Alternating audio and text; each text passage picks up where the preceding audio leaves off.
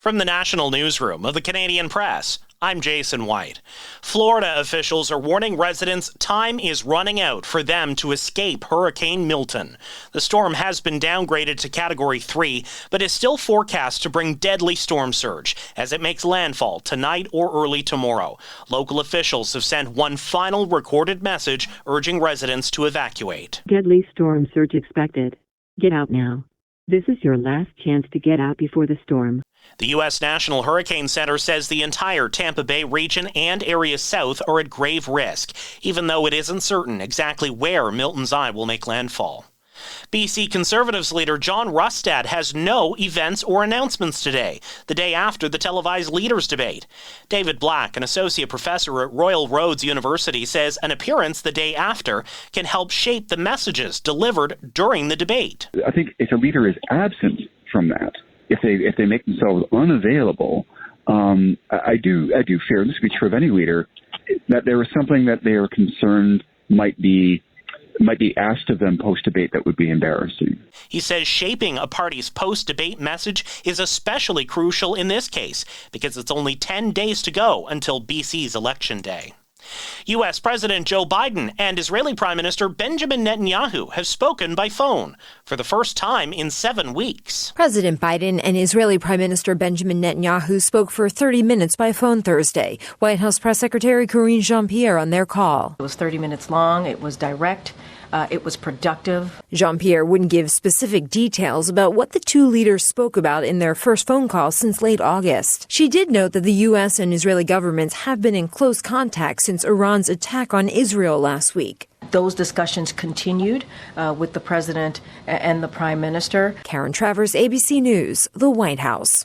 Halifax has sworn in its first permanent African Nova Scotian police chief. Don McLean served as Halifax's interim police chief for more than a year before he was sworn in this morning. McLean became acting police chief in September 2023 after the former chief retired. A film about the rise of Donald Trump hits theaters Friday. Despite the former U.S. president's threats of legal action to block it, Trump's team has called the film election interference by Hollywood elites. Its lead producer, Toronto-based Daniel Beckerman, says that's inaccurate. The drama is a Canada, Ireland, Denmark co-production shot in Ontario. He also accused us kind of contradictorily of being Hollywood elites, which kind of makes me giggle a little bit because I definitely don't feel like a Hollywood elite up here in Canada. The Apprentice stars Sebastian Stan as a young Trump at the beginning of his real estate career. This is the Canadian Press. In sports, Toronto goalie Anthony Stolarz will get the start when the Maple Leafs visit the Montreal Canadiens to open their NHL season tonight. Joseph Woll is out as a precaution with some lower body tightness.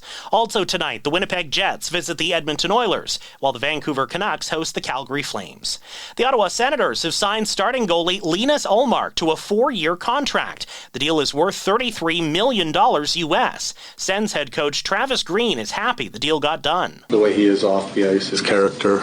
I think it's a great deal for Linus, great deal for Steve and the organization, and from a coach, happy that it's done now. Ottawa acquired Ullmark in June in a trade with the Boston Bruins. And Scotty Barnes will return to the Toronto Raptors lineup on Friday in preseason action against the Wizards in Washington, D.C.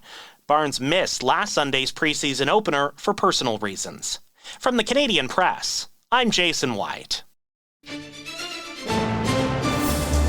Thanks for listening. Don't forget to follow and subscribe. For more of today's top stories, visit thecanadianpressnews.ca.